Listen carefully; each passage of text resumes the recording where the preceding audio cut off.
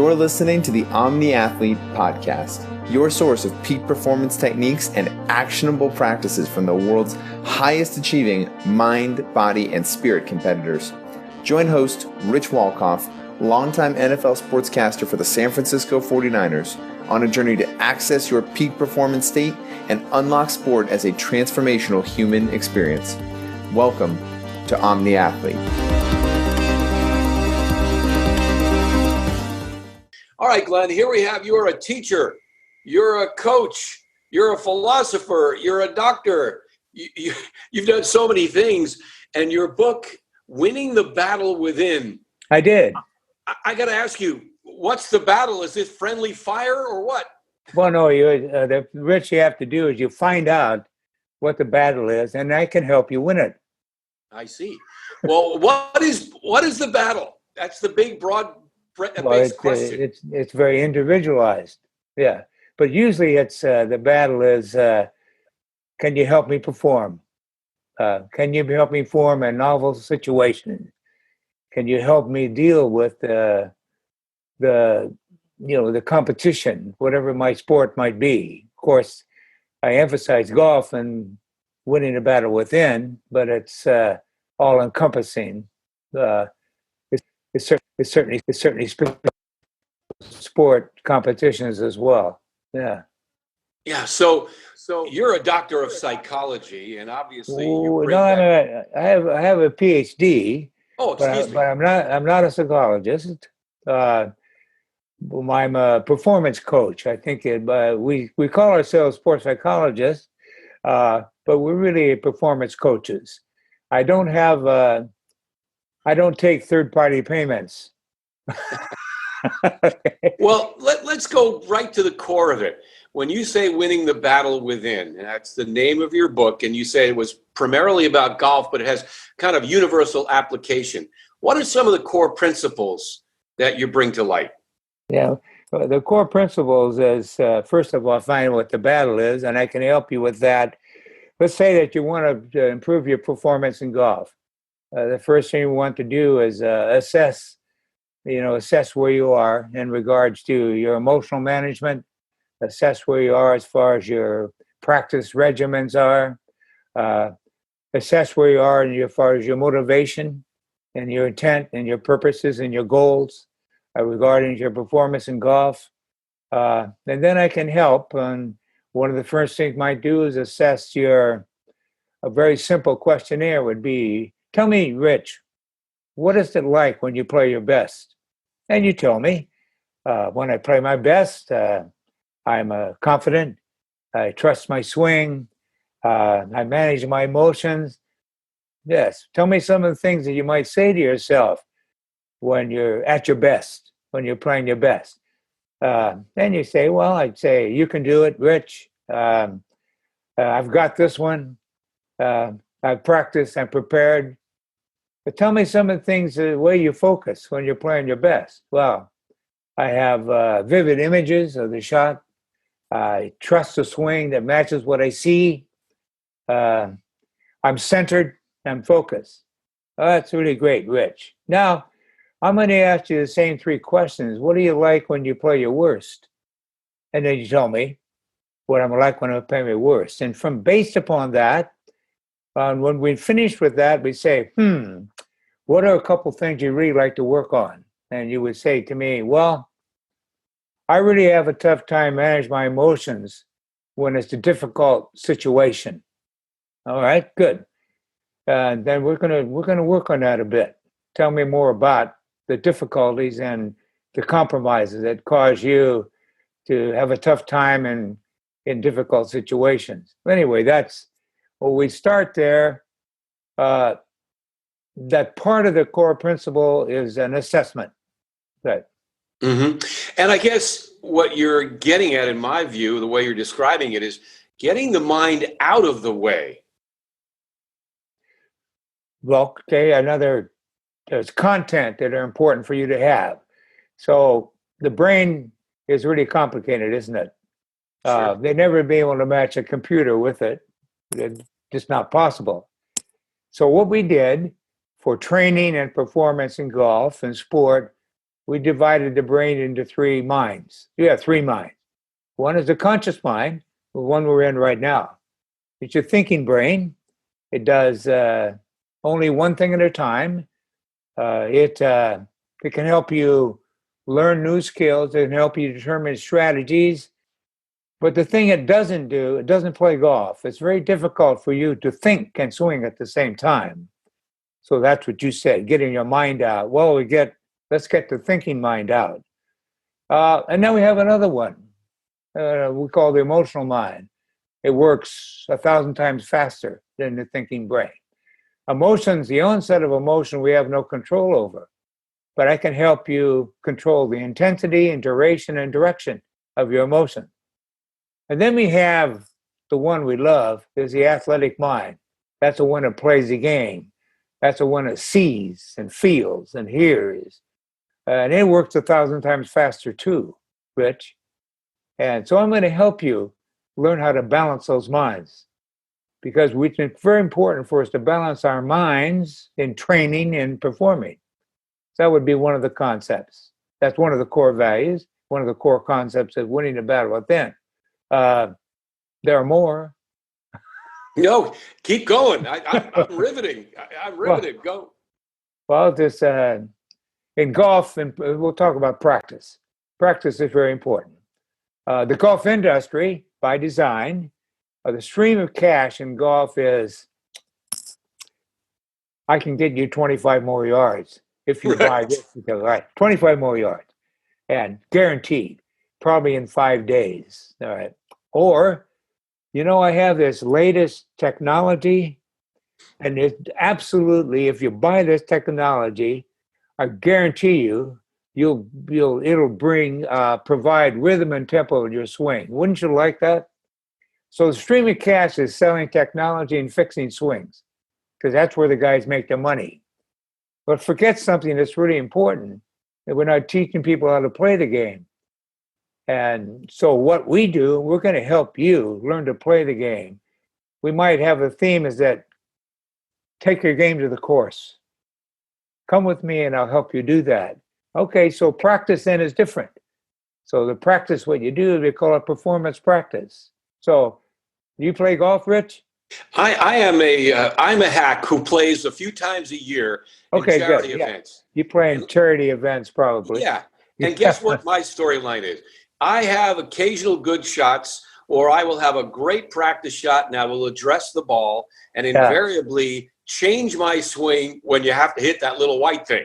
Oh yeah, you can change your swing after every shot. That's lots of guys do that. But I don't mean favorably. I don't mean in a good way. I mean, have the relaxed practice swing. It's pretty smooth. It's got nice fluidity, good flow, and then addressing the ball when it's there, it's a whole nother story. It's like the mind shifts when it counts, and not in a favorable way more often than not.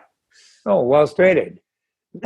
What we usually find, even with the high-level players, they have a tendency to practice what we call kind of a block practice. We might have a 7-iron, and I'd hit 57 irons in a row, and I can get anybody hit it pretty good after about 10. And so, but it doesn't count. Maybe that's getting you ready for what? The 7-iron tournament? We have one next Thursday. Yeah, and you'll be ready for that.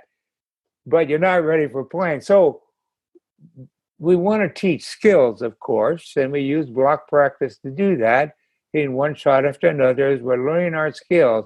But it's very important to use what we call performance practice. We distribute our practice, and we also change targets, change clubs, change shapes. What we have to do is prepare our players to react to the novel situations that occur in golf. So our practice must be, like, for example, let me give you an example. Joe Montana was great quarterback, best one I ever played. So he's traded to Kansas City, right? He's already a Hall of Fame, isn't he? Sure. So one day, Bill Walsh called me and said, come on, we're practicing today. So we have Joe Montana, what were those great names? John Taylor, Jerry Rice, Tom Rothman, Brent Jones, pretty good players. And the center was that guy. So there they are, and they're practicing. And we could call this performance practice. So every single pass play, Joe Montana would take 1 step, 2, 3 step, or 5 step, 7 step drops. Everything was full speed. There was no tackling, but everything was full speed. So what we're saying, so Joe Montana would never just stay over the center and throw passes without dropping back and make it as much like a competition situation as possible. So in golf, instead of hitting 57 irons in a row, prepare for playing, hit a 7 iron, hit a 5 iron, change your target, change your direction, change the shape of the shot. So we call it distributed practice, and we call it performance practice, or we call it first shot practice. So you're simulating the game day experience. Absolutely. Yeah.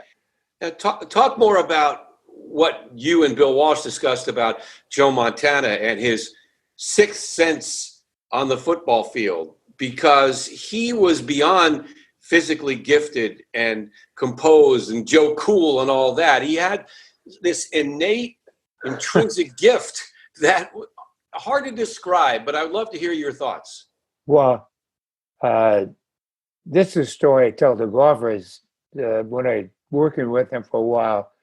One day I asked Joe Montana, said, when you make a call a pass play, and when you come up behind the center, he said, what happens? What do you see? What do you do? He says, well, I see all 5 receivers in my imagination running their routes, and I see the pass going to 3.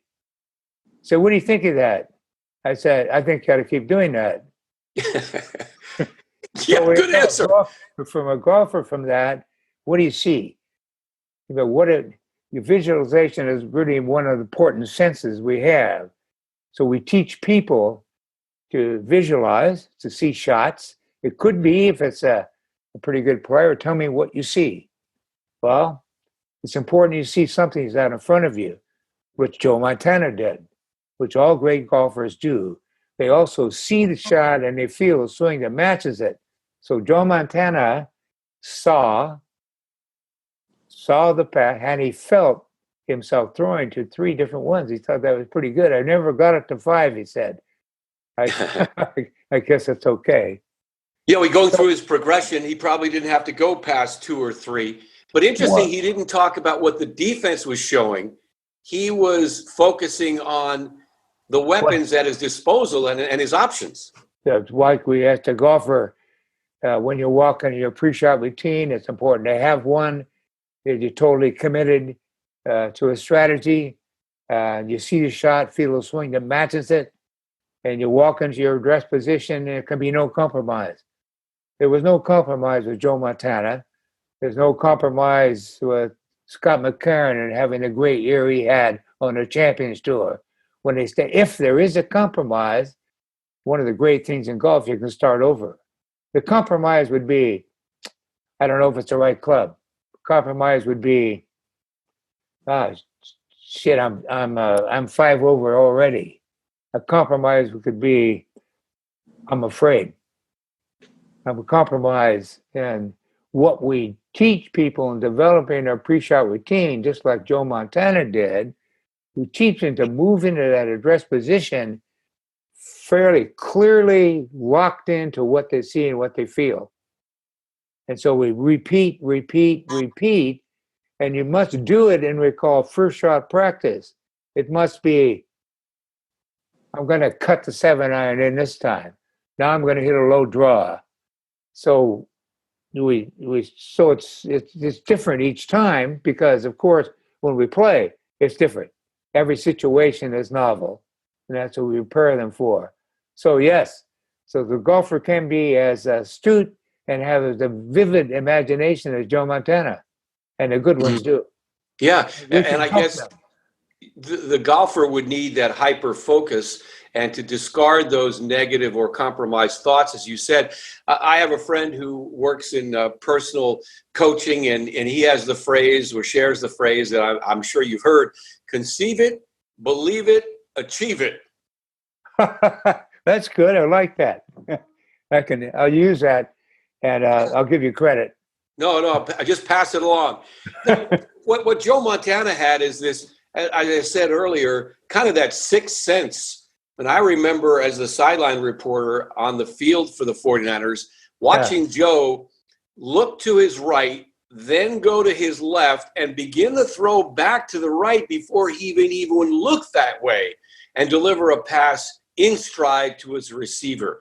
That is something that hard to imagine it being taught as much as it is somewhat of an intrinsic gift. Your thoughts on that?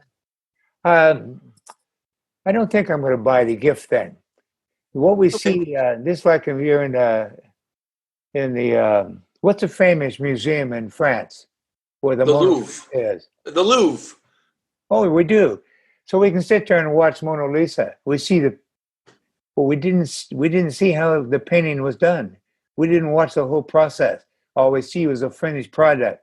So we watch Joe Montana, we see the finished product. We saw everything that he had to do in order to get to that point. It doesn't drop out of the sky. I think that we use the word gifted. No, we say this person is prepared. This person is practiced.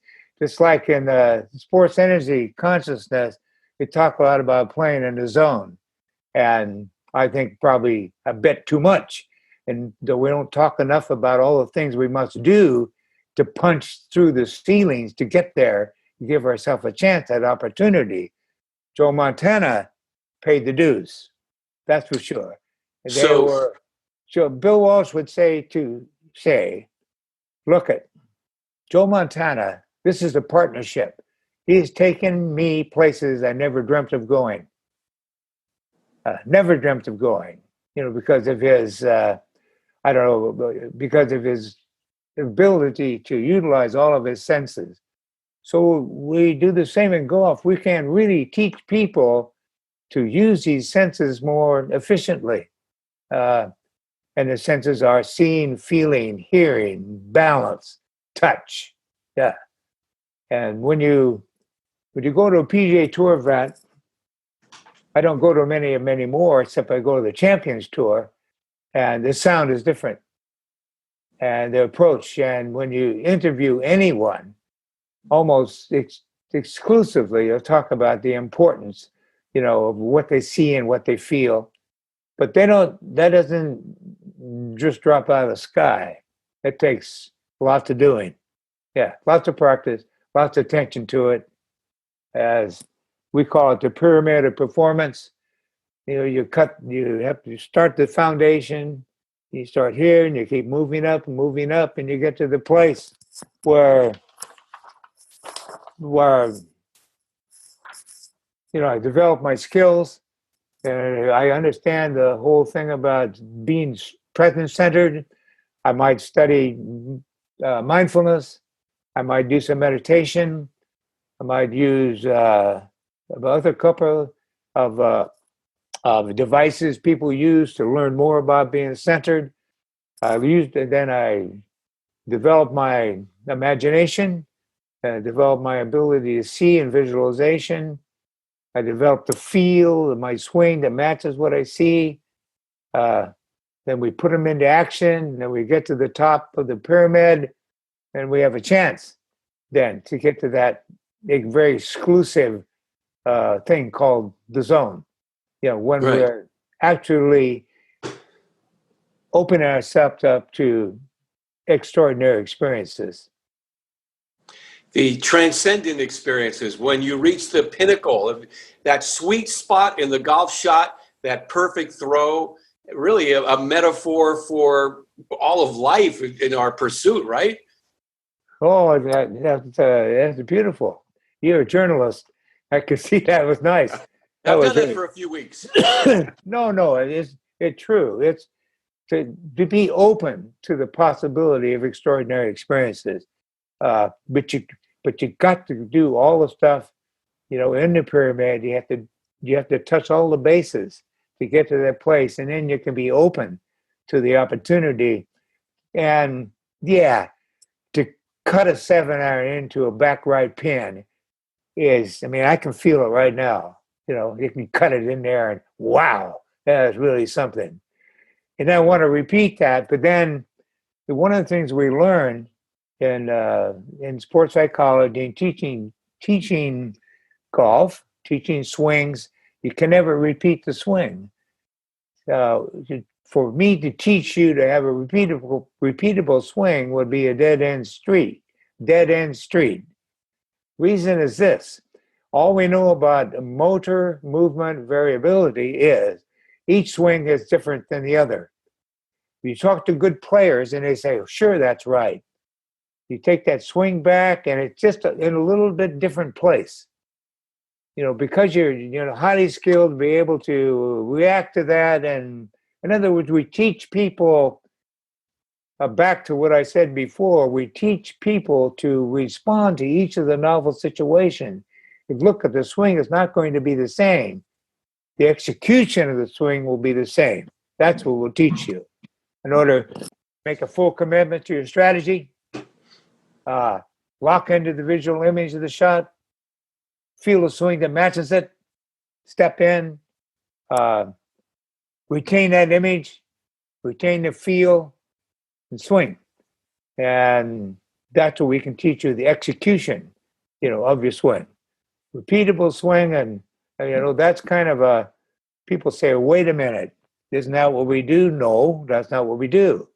What we do is we teach you the 1-step, 3-step, 5-step, 7-step drop in the fundamentals position, and you throw. And a passer would tell us the same thing. Not two throws are the same. They look like it to us. Am I confusing you there? You understand? No. I'm with you, because there are variables in every new situation that don't replicate the prior. I certainly get that. But there are certain ingrained approaches that will help you adapt to that new situation as it unfolds, right?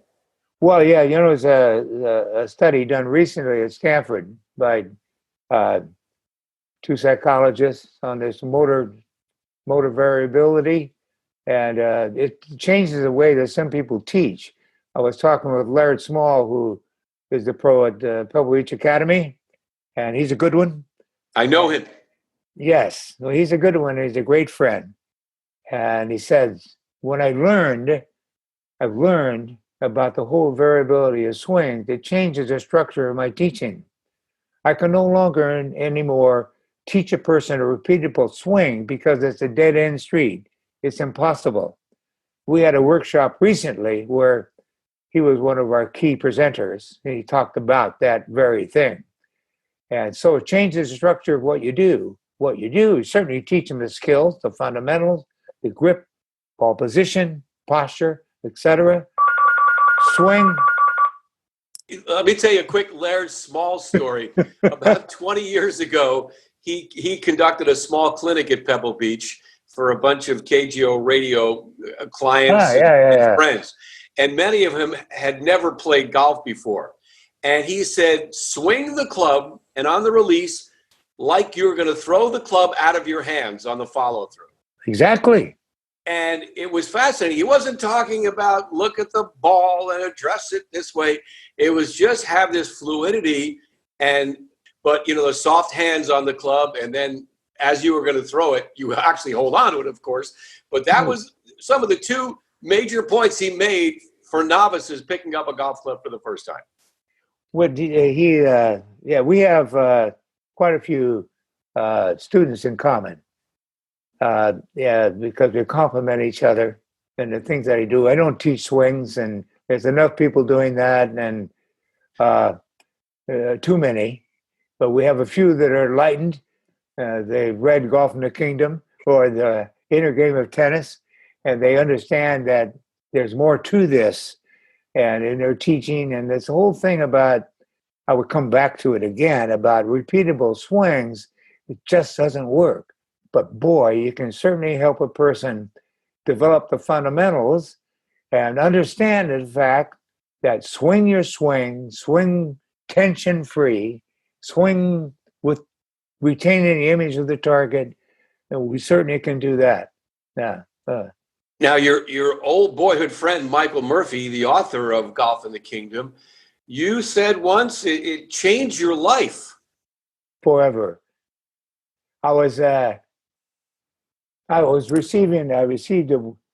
the Golf Writers and Journalists Award in California, and Michael was there, invited him, wanted to be there. Larry Small was there, and some others. And I said, I grew up with Michael in Salinas. We started the Salinas High School golf team in 1947 because we got cut from the baseball team, so we started a golf team. He and his brother, who was the best player, and so we played a lot of golf together. We would save $5 in the summertime. Murphy's had more money than I had, but $5, we go to Pebble Beach. We play all day. No starting time. Wow. We had no idea that what was happening at the time. So Michael went on his way, wandered to India, lived in an ashram for a while, and then he wrote that book in 1972. I hadn't seen him probably 15 years. So I read the book, said, wow, 1973, I think I read it, and we connected. Changed my life forever, because what it told me that I could play and I could coach this game from the inside, and I could do that. And so that was on my way. I would say that Golf in the Kingdom, Rich, was in the 70s and 80s when sports psychology was becoming something. Golf in the Kingdom was our Bible. We would sit at Rotella and Ken Revisa and all the different, all of them. We all had Golf in the Kingdom. And of course, they were all envious of me because I knew the author. Sure. We did quite a few workshops together, Michael and me, particularly in the 70s and 80s and some in the 90s. Not as much recently, but they were great fun because, anyway, yes, it did change my life. No, I want you to talk more about how it changed your life and what was so meaningful to you. Well, it put me in a direction of teaching people, coaching people, and all the things we talked about thus far today, from the inside. I mean, the passages in Golf in the Kingdom allow images and they will grow like seeds in your soul. Beware the quicksands of perfection. There is line after line. I have no idea where they came from, but they came from him. And all of it was centered around, yes, we can play with this wonderful sensory system, which we call the athletic mind. We can be there. We have to get to know it and allow it to surface, allow it to nurture it, allow it to grow. And so over time, I was better at it. I continued to study, to experiment.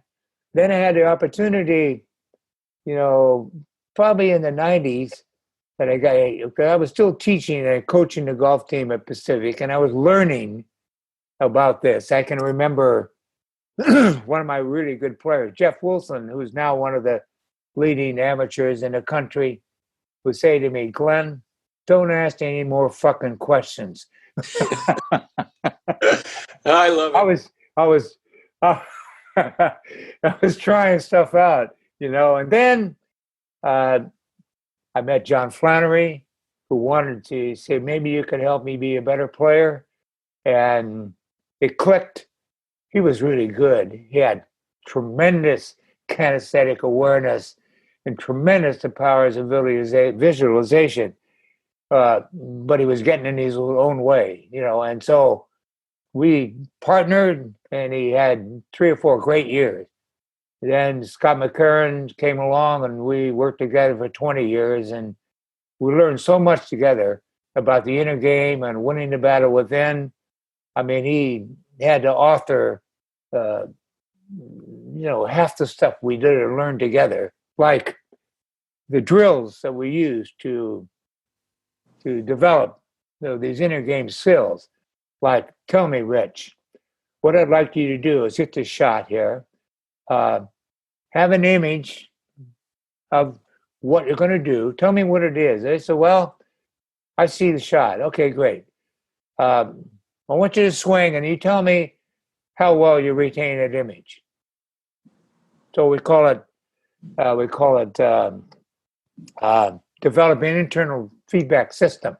In other words, you tell me, I don't tell you. Mm-hmm. You tell me what you see or what you feel.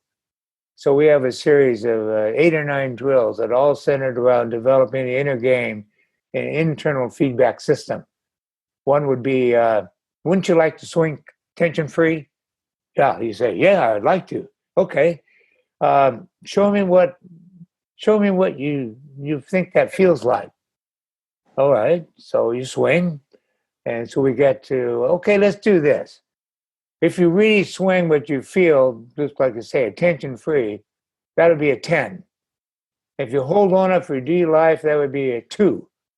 Why don't you swing and tell me what you feel? In other words, the teaching begins with the student to the teacher.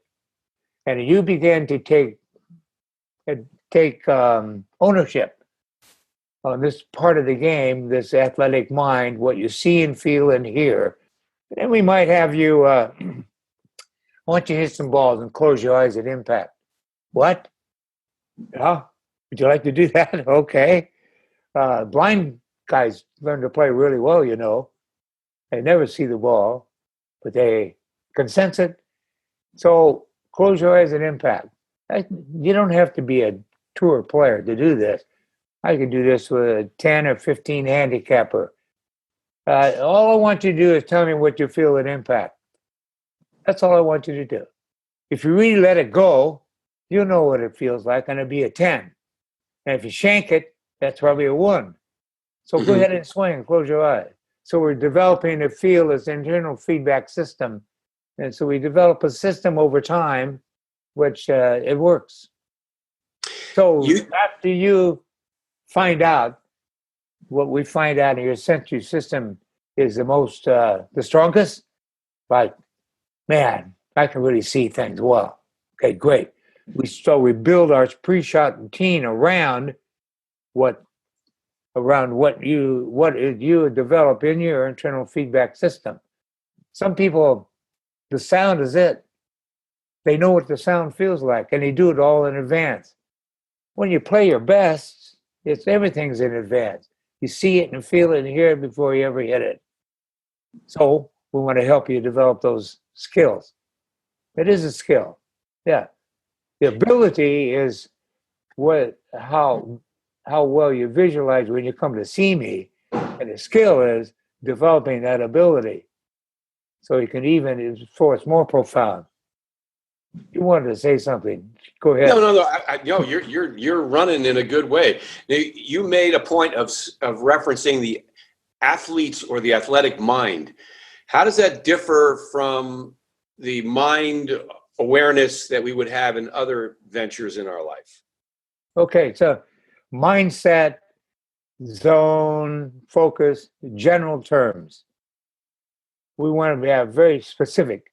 Specificity is really important. What do you see? Visualization is important. Tell me what you see, how you see it, how often you see it, what color is it? Tell me. So it's very specific. Words like focus and confidence and zone, way too general. We need to have very specific information that you need to have to build your routine that you'll use to give yourself the best chance to play. Yeah, that's what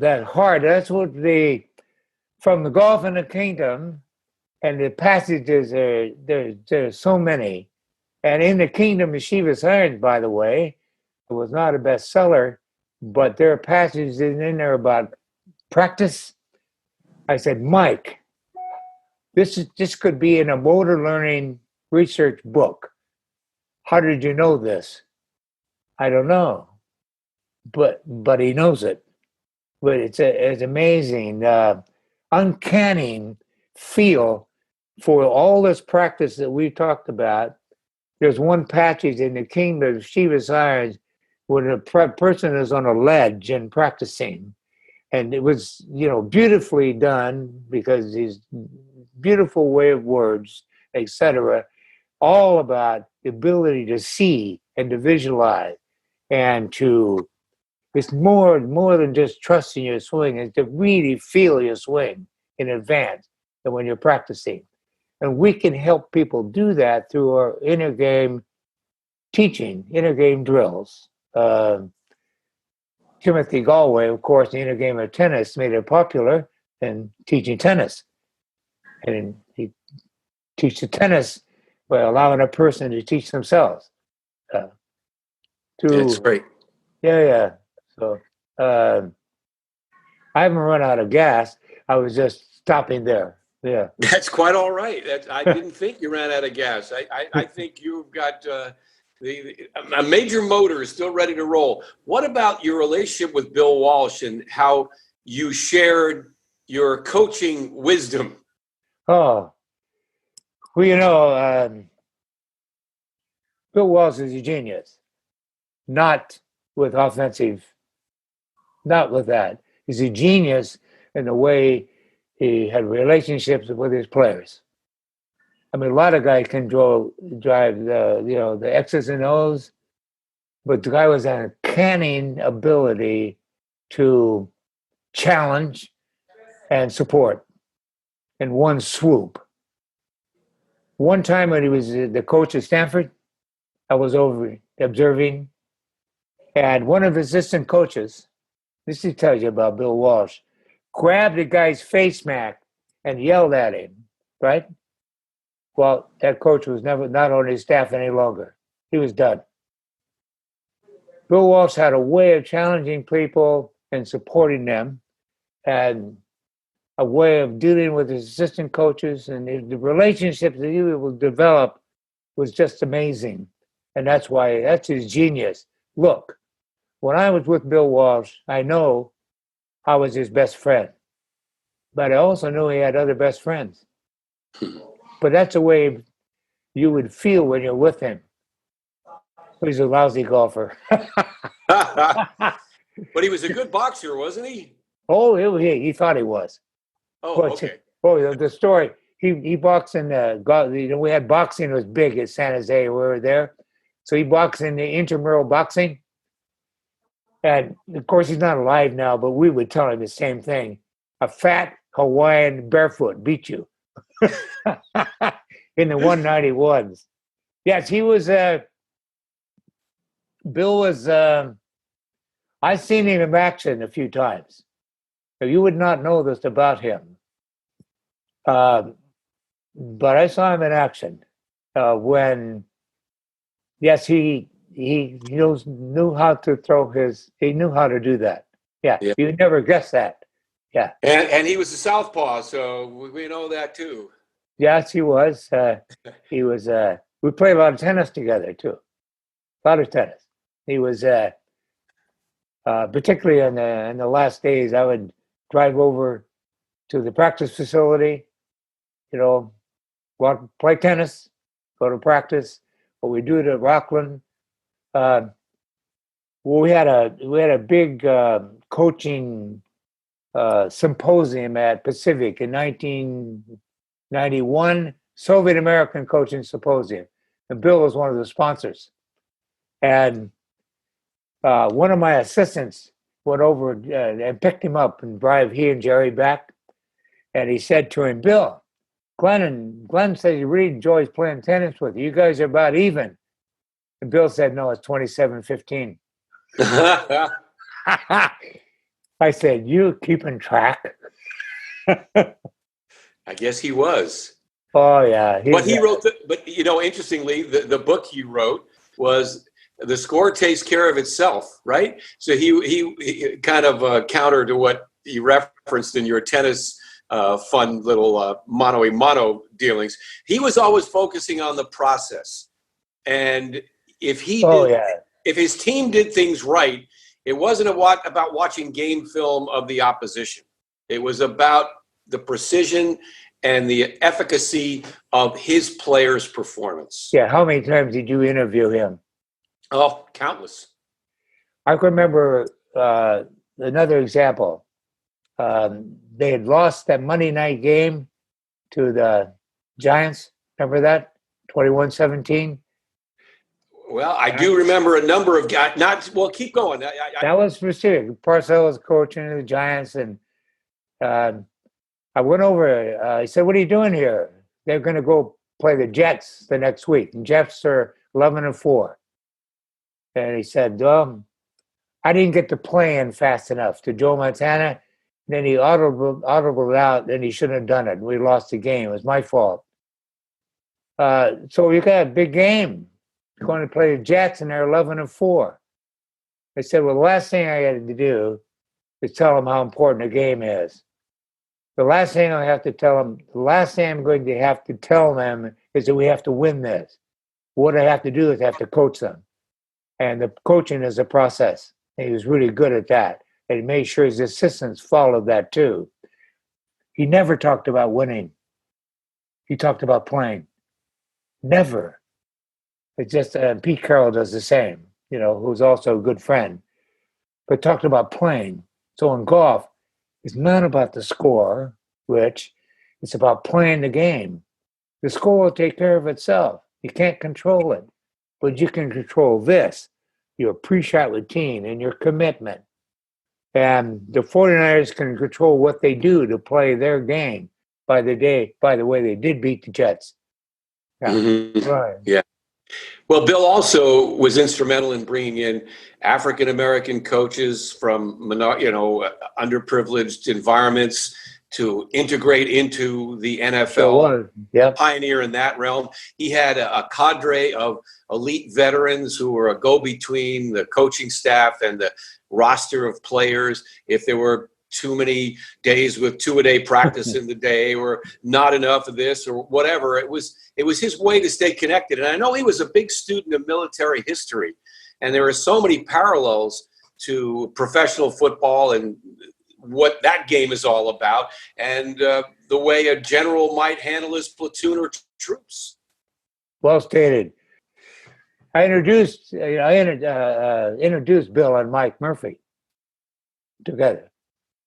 So Bill retired, and we went to the Soviet Union together. Did you know that? Yes, I did.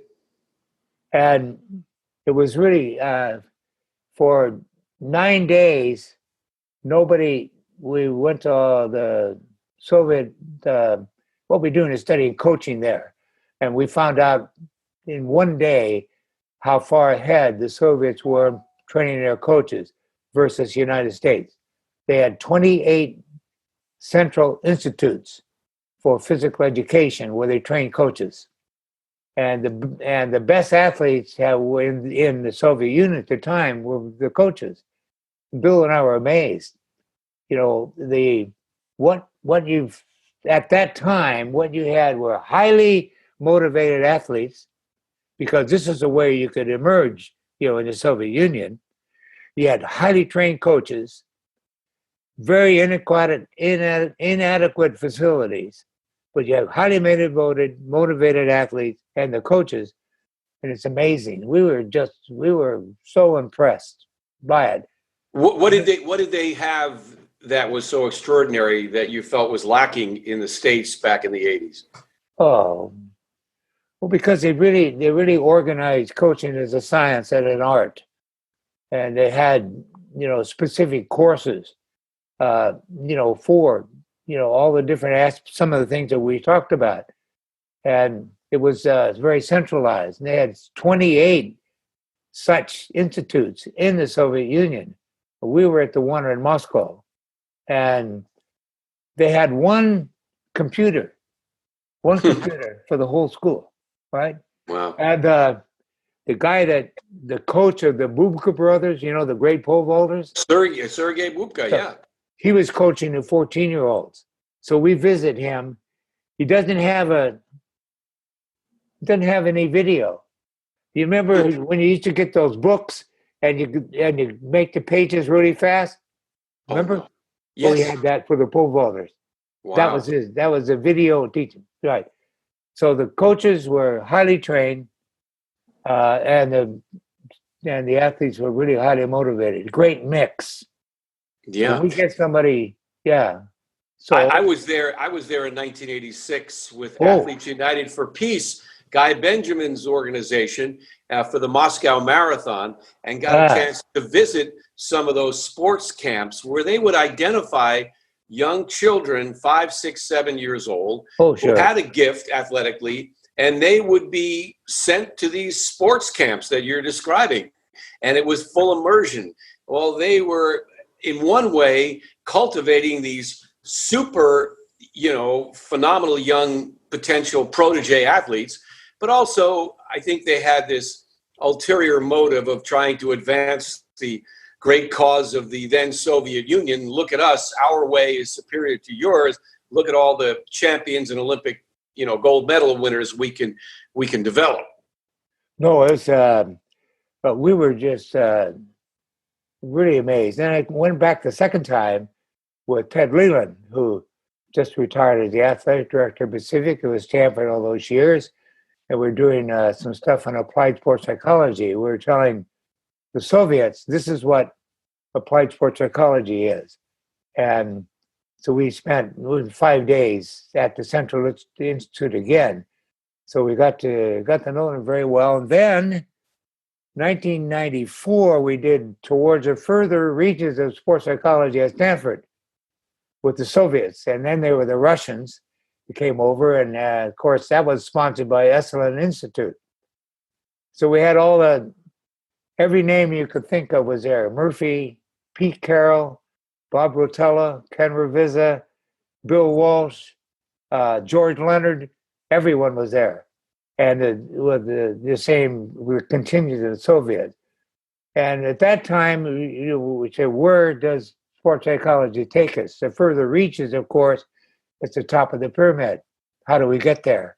How do we train people? What do we do so they have opportunity to be open to these unusual, extraordinary experiences? That was quite a gathering. I imagine, and I know Michael Murphy has been to the Soviet Union many, many times on these somewhat diplomatic missions under the radar, if you will. And I guess in many ways, if we can demystify some of the cultural and ideological differences, we can begin to build bridges as a culture and people. Really well stated. Yeah, track 2 diplomacy, they call it. And it's they're still in operation, the Russian American Institute. My wife, Dulcie, runs it.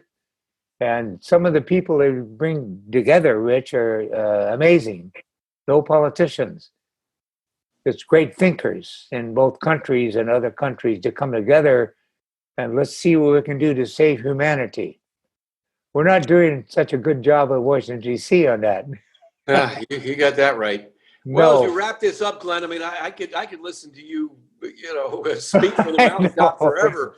But we call these interviews the omni-athlete story, where the culmination of the mind, body, spirit, and the essence of one's human potential is manifest.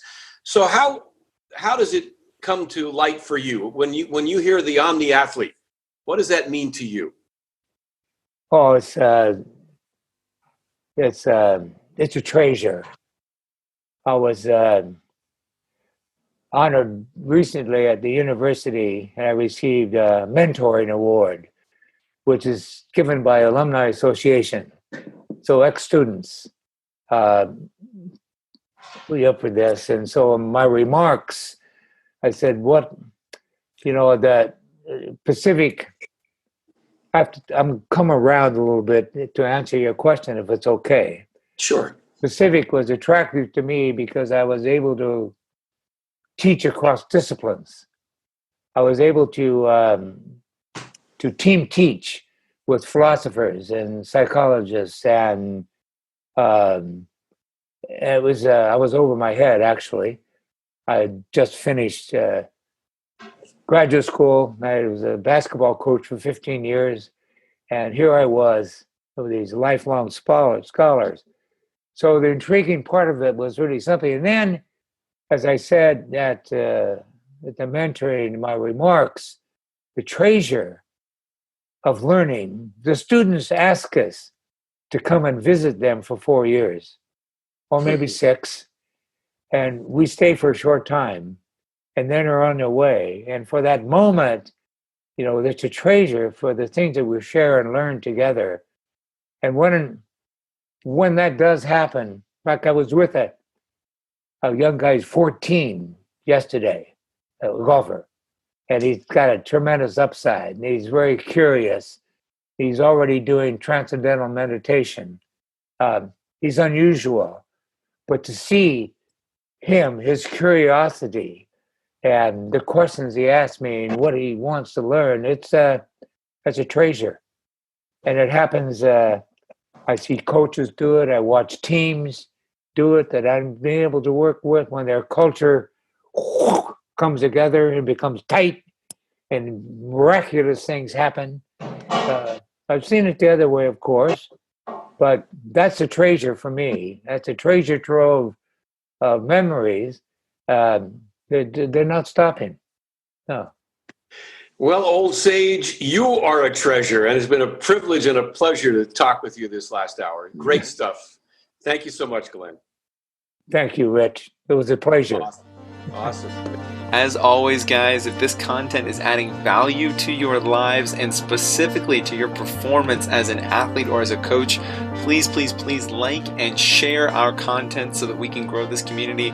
That's what we're after right now, is just growing this community and helping as many athletes and coaches as possible access the teachings on peak performance, mental and emotional self-management, spirituality, love, achieving what it feels like to be in the zone and in a flow state, and everything that it is to be an omni athlete. We want to get this message out to as many people as possible, and we need your help to do it. So if it's adding value and it is truly helping you as an athlete or as a coach, please like and share this content.